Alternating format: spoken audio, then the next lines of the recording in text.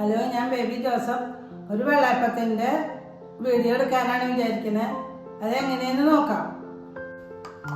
3 cup അരി ഞാൻ 4 മണിക്കൂർ മുമ്പ് വെള്ളത്തിലിട്ടുണ്ട്. പച്ചരി അത് കുതിർത്തി വെച്ചതാണ്.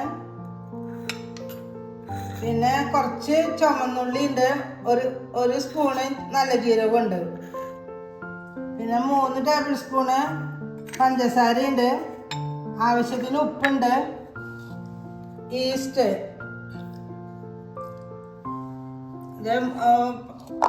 തേങ്ങയാണ്, അത് 3 കപ്പാണ് നമ്മൾ ഉപയോഗിക്കേണ്ടത്.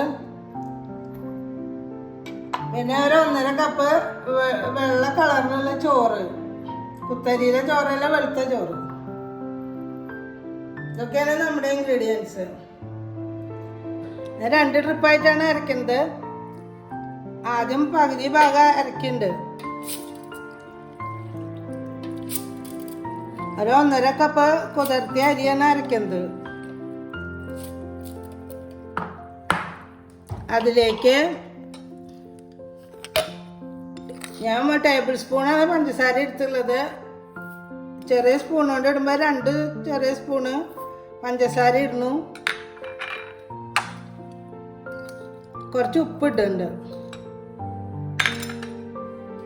പിന്നെ തേങ്ങ ചെരുകിയത് ഞാൻ 3 കപ്പ് എടുത്ത് വെച്ചിട്ടുണ്ട്. അതിൽ ഞാൻ പകുതി ഇടുന്നു.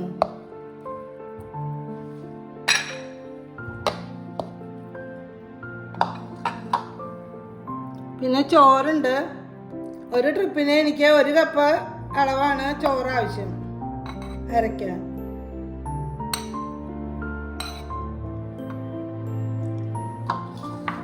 ഇനി ഈസ്റ്റ് ഇടണം.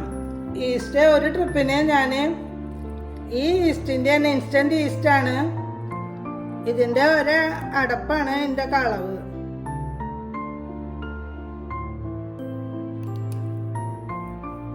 ഇനി നമുക്ക് കട്ടിയിൽ വെള്ളം ചേർത്തിട്ട് അരച്ചെടുക്കാം.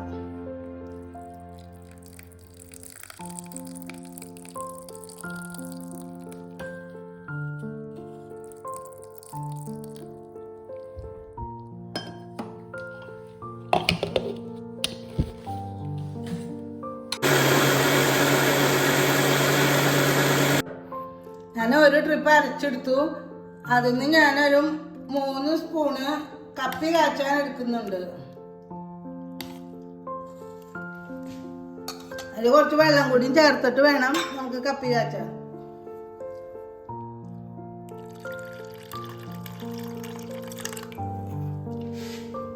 വെള്ളം ഒഴിച്ചു നമ്മൾ അടുപ്പത്ത് വെച്ചു. ഇനി ഇതൊന്ന് കുറുക്കിയെടുക്കണം. ഈ കുറുക്കിയെടുക്കുന്ന പരിപാടിക്കാണ് കപ്പി കാച്ചാന്ന് പറയാ. ഇതൊന്ന് കട്ടിയായിക്കോട്ടെ. വെന്ത് ഒന്ന് തിളച്ച് കട്ടിയായാൽ മതി.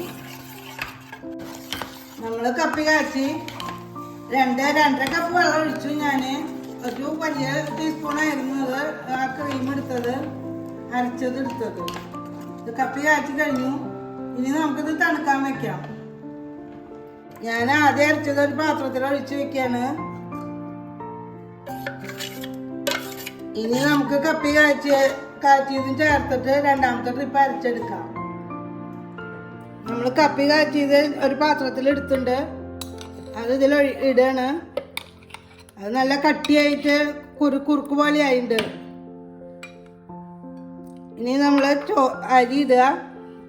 നമ്മൾ 1.5 കപ്പ് 3 കപ്പ് എടുത്താൽ 1.5 കപ്പ് അരച്ചെടുത്തിട്ടുള്ളൂ. അതാണ് ഇപ്പോൾ ഇടുന്നത്. ബാക്കി 1.5 കപ്പ്. ഇനിയാണ് നമ്മൾ എല്ലാ ഇൻഗ്രീഡിയൻസും ചേർക്കുക.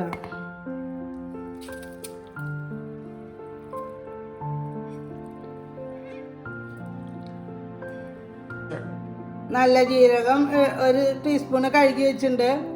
കുറച്ച് ചുമന്നുള്ളി ഉണ്ട്. ഒരു 10-15 ചെറിയ അല്ലിയാണ്, അതുകൊണ്ട് 10-15 അല്ലിയുള്ളത്.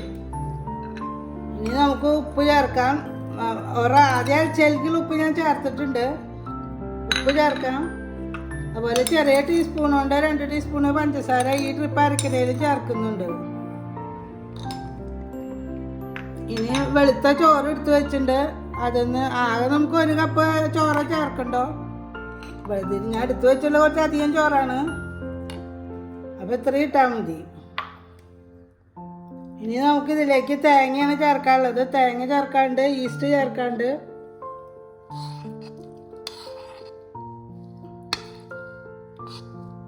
തേങ്ങ കുറച്ച് അധികം ഉണ്ട്. ഇപ്പം 3 കപ്പ് തേങ്ങ നമുക്ക് ഇതിലേക്ക് ആവശ്യമുള്ളൂ. ഇനി നമുക്ക് ഈസ്റ്റാണ് ആവശ്യം. ഈ അടുപ്പെന്ന് വെച്ചാൽ 1 ടേബിൾ സ്പൂണിൻ്റെ 3/4 ഭാഗം ഉണ്ടാവും. 2 അടപ്പ് ഇട്ട് കഴിഞ്ഞാൽ ഈ 3 കപ്പിന് നമുക്ക് 1/4 ടീസ്പൂണ് ഈസ്റ്റാണ് വരിക.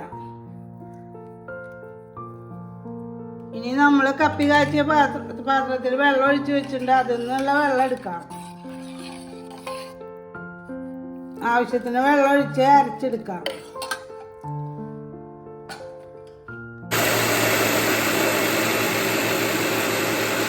രണ്ടാമത്തെ ട്രിപ്പ് നമ്മൾ അരച്ചെടുത്തു.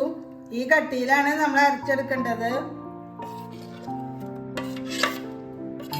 പണ്ട് കാലത്ത് അമ്മാമ്മമാരൊക്കെ കള്ള് ഉപയോഗിച്ചിട്ടാണ് ഇത് ഉണ്ടാക്കിയിരുന്നത്. അന്നൊന്നും അവർക്ക് ഈസ്റ്റ് ഒന്നും ഇല്ലല്ലോ. നല്ല കള്ളും കിട്ടും. ക്രിസ്മസിന് ഈസ്റ്ററിനൊക്കെ ഞങ്ങൾക്ക് നോയമ്പ് വിടാന്നുള്ള ഒരു പരിപാടി ഉണ്ട്. അതിന് ഉപയോഗിക്കണ വെള്ളയപ്പാണിത്. നമ്മൾ സാധാരണ ഉണ്ടാക്കുന്ന വെള്ളയപ്പല്ല. ഒരു പ്രത്യേകത എന്ന് വെച്ചാൽ അതിന് ജീരകവും ചുവന്നുള്ളിയും ചേർക്കുന്നല്ലോ. ഇപ്പോഴത്തെ വെള്ളയപ്പത്തിലൊന്നും ആരും ചേർക്കില്ലല്ലോ. അതുകൊണ്ടാണ് ഈ അപ്പത്തിന് ഈസ്റ്റർ വെള്ളയപ്പത്തിന് പേര് കിട്ടിയത്. ഇനി നമുക്ക് 3 മണിക്കൂർ പൊങ്ങാൻ വെക്കണം. 3 മണിക്കൂർ കഴിഞ്ഞിട്ട് നമുക്ക് വെള്ളയപ്പം ഉണ്ടാക്കി എടുക്കാൻ പറ്റുള്ളൂ. നമുക്ക് വെള്ളയപ്പം ഉണ്ടാക്കാം. ആദ്യം ഒരു ലേസ് വെള്ളയപ്പം ഉണ്ടാക്കാം. ഇനി നമുക്ക് മൂടി വയ്ക്കാം. നമ്മുടെ വെള്ളയപ്പം എടുക്കാറായി. ഇനി നമുക്കൊരു കുട്ടി വെള്ളയപ്പം ഉണ്ടാക്കാം. പണ്ട് കാലത്ത് ഇങ്ങനത്തെ അപ്പാണ് ഉണ്ടാക്കുക. ലേസ് വെള്ളയപ്പം അല്ല ഉണ്ടാക്കുക. ഈ കുട്ടി വെള്ളയപ്പം നമ്മളൊന്ന് മറിച്ചു വിടണം. എന്നാലാണ് അതിൻ്റെ ഉള്ളു വേവുള്ളൂ. ആൾക്കാർ വർത്താനം പറഞ്ഞത്